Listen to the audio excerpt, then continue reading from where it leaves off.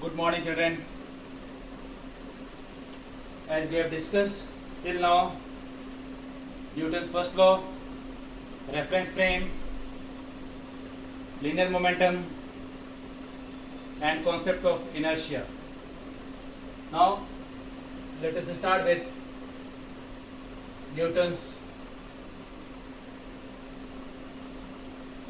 second law. It states that you all have read, in fact, about Newton's second law. Newton's second law states that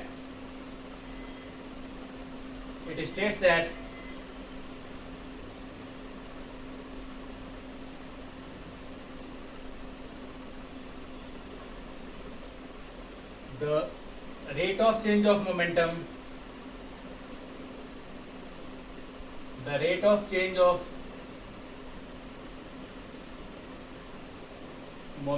is directly proportional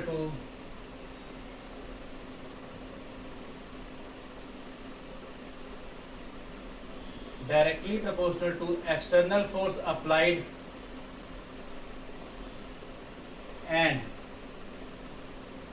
this rate of change of momentum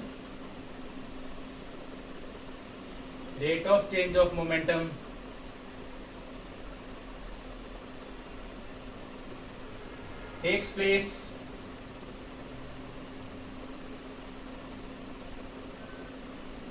in the direction of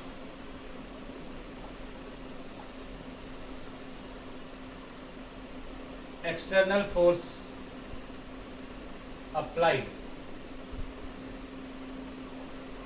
This is the statement form of Newton's second law, according to which you all know what is momentum. Momentum is total motion contained in a body which is given by the product of mass and velocity. Rate means anything divided by time. So change of momentum with respect to time is always directly proportional to external force applied. There will be a change in momentum only when there is some external force. Say for example, you are moving with some certain velocity, initial velocity. I am taking initial velocity as u. Then you reaches to final velocity in time t or dt. That is small change in time.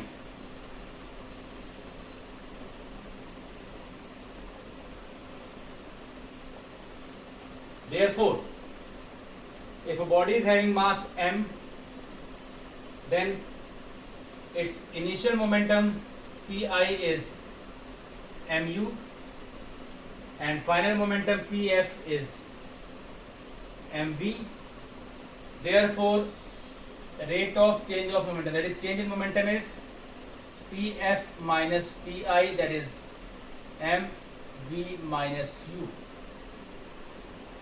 Now this is known as rate of change of momentum. So rate of change of momentum is equals to m v minus u by dt.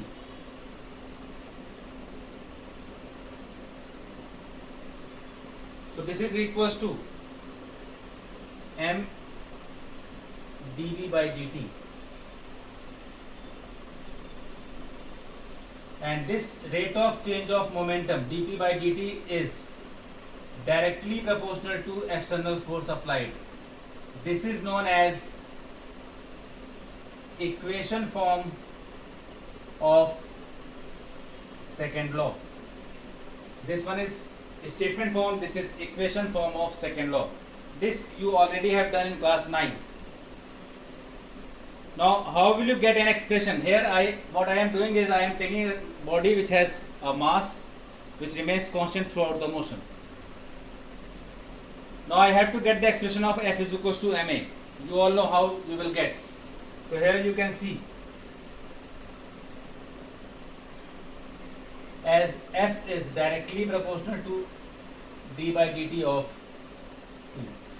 2. where d by dt is differential operator, or you can say change in momentum upon change in time. Now, this d by dt, m into v, mass into velocity,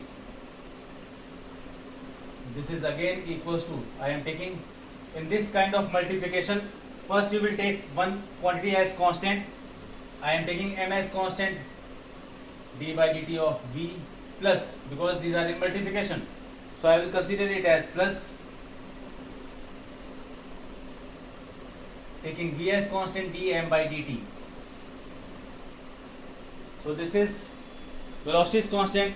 Now this is what is generally applicable.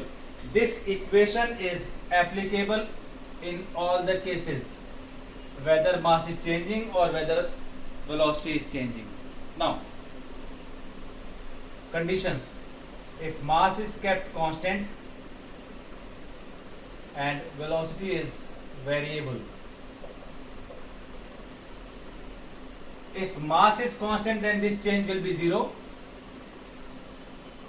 So now under this condition, F is equals to m dv by dt plus 0. That is, F is directly proportional to m into a. What is a? A is rate of change of velocity. Now removing the constant, you will get F is equals to kma. For absolute unit of force, k is equals to 1, so you are getting F is equals to ma. This is the special case of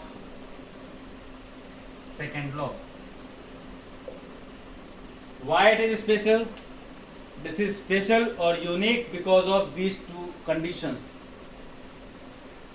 If mass is constant and velocity is variable, then only you are going to get F is equals to ma. Otherwise, you are going to get this equation. So this equation is applicable only when mass is constant and velocity is variable. From here onwards, you all know unit of force. I have discussed unit of force in SI system is Newton, dyne in CGS, and then kilogram force and gram force. These are gravitational units.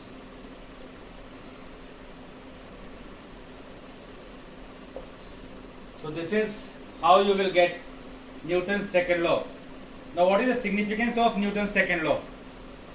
Newton's second law gives you the magnitude of force to be applied.